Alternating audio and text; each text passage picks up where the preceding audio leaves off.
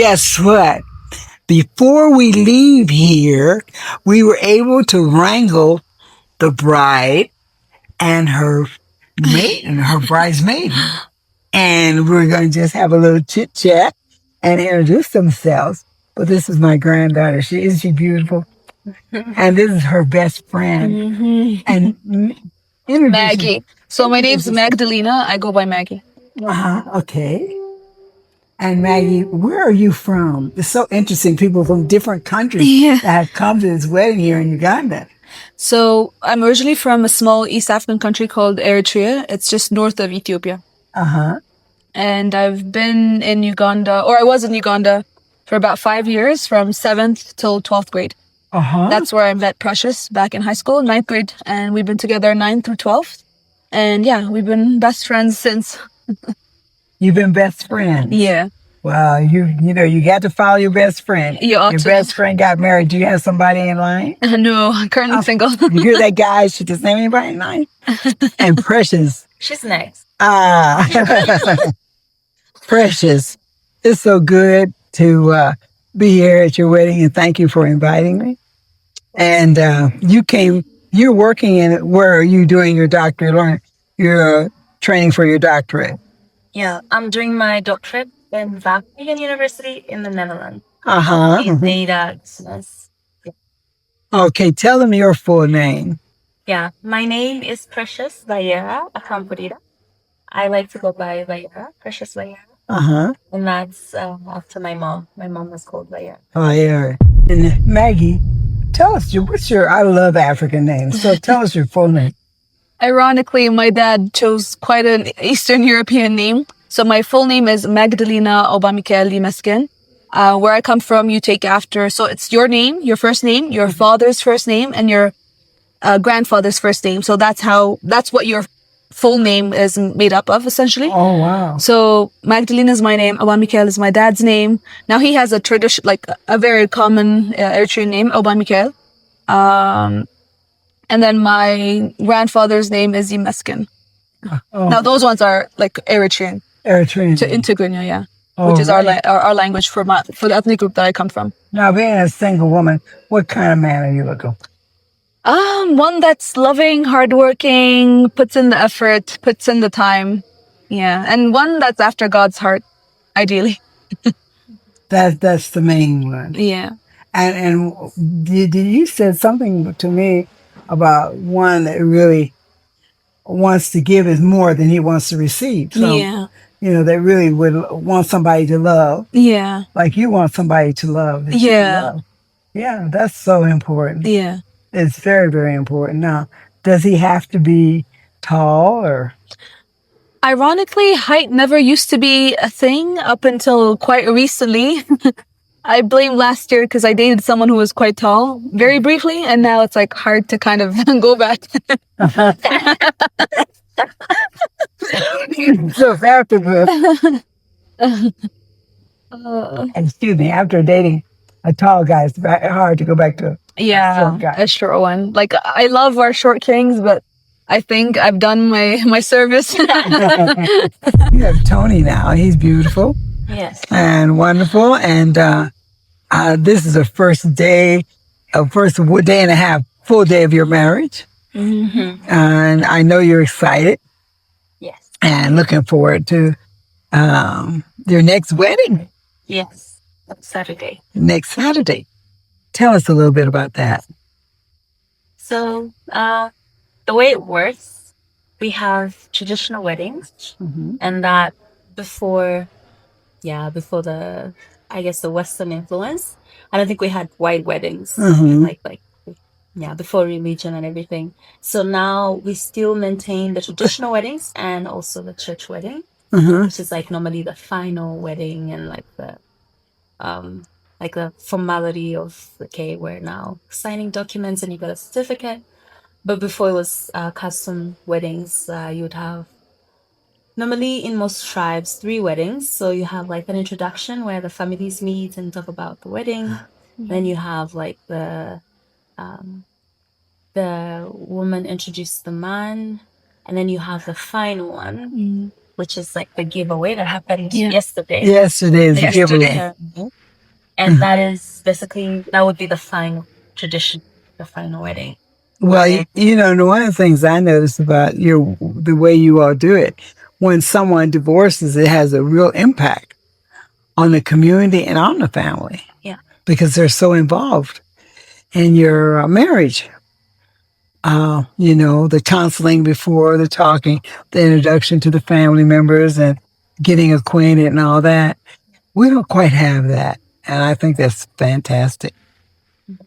I think it's just really great. I've learned so much about the traditions now. Yeah. When you get ready to get married, Maggie. Yeah. Do you think you want to do it the traditional way, or are you settled on the Western way? So there's actually both for us as well. To be honest, it's the only part where it's kind of westernized is the fact that the girl, like the bridal party itself, is wearing like a white dress and a tux and that kind of stuff. Otherwise, the church wedding is very much traditional. Mm-hmm. You are wearing your own traditional robes. We call it just Quran Habisha, just as a general term. Mm-hmm. Everybody's in their own custom made clothes. It's usually white. And then some designs on it at the front. Nowadays it comes in many shapes and forms. So you go to the church, you tie the knot. After that, some people like to have photos and like a breakfast piece. And then, so that usually happens on the Saturday. And then on the Sunday, you're wearing the white dress. I'm technically recounting how weddings happen like in the North American setting. In the sense that like you have Eritrean and Ethiopian people getting married in North America. So the Saturday would be the church piece with their traditional clothing. Then the Sunday would be, or sometimes actually it's quite mixed up. Back home in Eritrea, it used to be the Saturday is a church piece. The Sunday is like the white gown and all that. And then, you either go to somewhere to to have the reception, to have the wedding party and festivities and food and stuff like that. Whereas in North America now, what I've noticed is you would have the church wedding like at the very beginning of the Saturday. My aunt wants to say hi. Hey, how you doing? Fine. That's good. Hey, we got a nice... We're actually recording. Yeah. You have them wearing the traditional piece in the morning of the Saturday. And then in some cases, the Saturday evening becomes the white gown. And then the Sunday is what we call the melsi, where again, you're wearing your own traditional clothes, different outfits still, but it's like similar style. Can play around with the colors. Honestly, there's a lot you can do.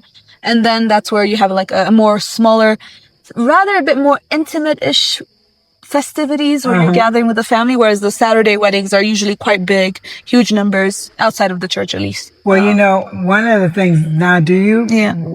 Before a man approaches you, before he asks you for your hand, he has to ask. He has to ask your father? No, no, I forgot that piece. The important piece, the starter piece, when somebody is after your hand, they have to ask your hand in marriage to your family, to your father. The family is kind of like similar to the introduction that they do with the Ugandan setting and culture. You have the two families sitting together. There's a whole process of how to ask for the bride's hand, how to ask the family. It has its own formality. I wish I could describe it better, but there's its own formality that goes on. Then, they grant the bride's hand in marriage to the groom's family, and then the wedding festivities could kick off at an agreeable date. Yeah. But it's so beautiful to me the way things happen because they made us believe you didn't have any kind of formalities. No, in fact, we have a custom that's supposed to be a kind of a African ritual, not Africa. I know how they developed in the United States, where you get married by you jump in the broom. Some kind of thing like that. Yeah. What I have found here, and the wonderful part about being here, the family. Yeah. And the requirement about the father. Yeah. And do they have to bring a dowry too? Yeah, so our dowry is actually in gold. Except, I'm trying to remember. I've been so away that even some pieces are starting to fade from us, from my memory. But essentially, there is a dowry piece. You're kind of gifted in gold. So I'm trying to think. Usually what happens is actually, it's the bride's family that ends up. Okay, technically, it's the bride's family that kind of pitches in money for the groom to kind of buy gold for the bride herself. Yeah, I'm trying to think of the order because I know it's the groom that gets it for you, but I know your family also somehow pitches into that as well. Unless like the bride's family, like, unfortunately, like, might not be well off, in which case they'll just say like, which means like, take her just as she is, like, washed with water.